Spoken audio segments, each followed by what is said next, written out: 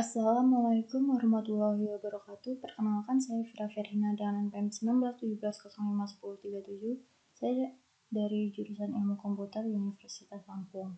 Saya di sini akan menjelaskan tentang konsep program, eksekusi program, dan set instruksi. Yang pertama ada konsep umum. Menurut konsep umum, pemrograman adalah urutan langkah, prosedur, atau tindakan yang harus dilakukan secara sistematis, berencana, dalam jangka waktu tertentu untuk mencapai suatu tujuan yang diinginkan. Yang kedua, menurut konsep IT, pemrograman adalah urutan langkah prosedur yang diwujudkan dalam bentuk instruksi-instruksi pemrograman yang diberikan kepada komputer tersebut agar dapat menjalankan suatu fungsi untuk memperoleh hasil yang diinginkan. Komputer adalah sebuah mesin yang bekerja berdasarkan instruksi atau perintah yang dibuat oleh manusia. Instruksi yang dibuat disesuaikan dengan kebutuhan pengguna atau user dari komputer tersebut. Daftar instruksi yang ditulis dan dijalankan oleh komputer disebut dengan program. Secara umum, program berisi 3 proses. Yang pertama ada input, yaitu perintah atau nilai yang dimasukkan oleh pengguna saat menggunakan komputer. Contohnya, saat kita mengetik menggunakan keyboard, mengklik mouse, men-tap handphone, dan saat memasukkan nilai angka pada kalkulator. Yang kedua ada proses, adalah pengelolaan input untuk mendapatkan hasil yang diinginkan. Contohnya, saat kita memasukkan 2 nilai pada kalkulator, maka kalkulator akan menghitung terlebih dahulu penjumlahan dari 2 nilai tersebut sebelum ditampilkan. Proses perhitungan inilah yang disebut proses dalam program. Yang ketiga ada output, itu hasil akhir yang diharapkan dari jalannya program. Contohnya, saat ingin melihat hasil akhir penjumlahan di kalkulator, maka tampilan hasil akhir inilah yang disebut dengan output.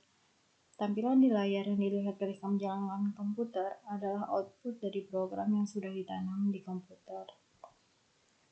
Lalu ada eksekusi program. Eksekusi dalam rekayasa komputer dan perangkat lunak adalah proses di mana komputer menjalankan instruksi dari program komputer. Proses eksekusi. Sebelum dieksekusi, program terlebih dahulu ditulis.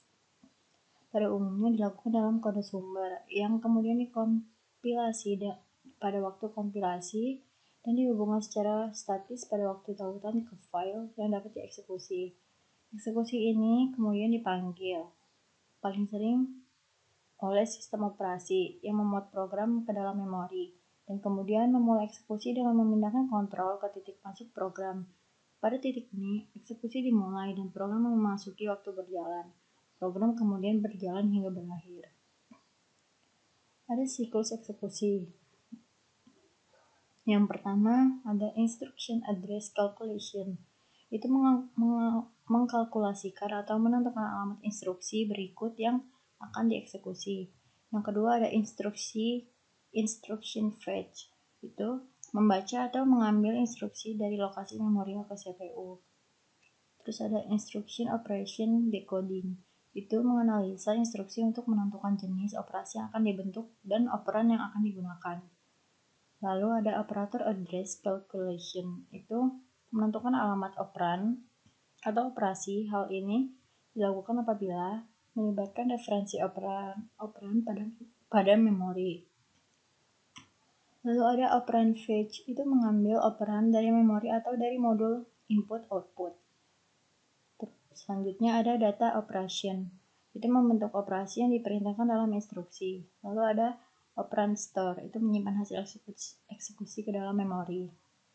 Lalu ada set instruksi, itu sekumpulan lengkap instruksi yang dapat dimengerti oleh sebuah CPU dengan sebuah kamus berisi daftar perintah, apa saja yang akan dilakukan atau didukung oleh sebuah prosesor, dan biasanya terikat dengan sebuah keluarga arsitektur proses tertentu, misalnya x86, x64.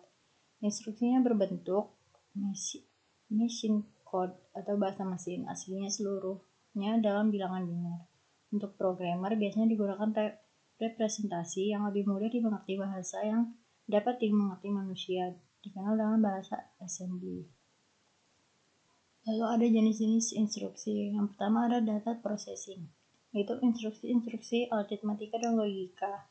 Instruksi aritmatika memiliki kemampuan untuk mengolah data numerik, sedangkan instruksi logika beroperasi pada bit-bit word sebagai bit, bukan sebagai bilangan. Operasi-operasi tersebut dilakukan terutama untuk data di register CPU.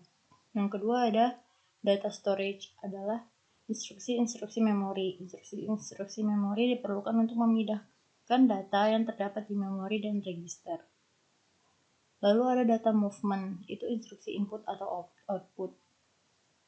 Instruksi-instruksi input atau output diperlukan untuk memindahkan program dan data ke dalam memori dan mengembalikan hasil komputasi kepada pengguna.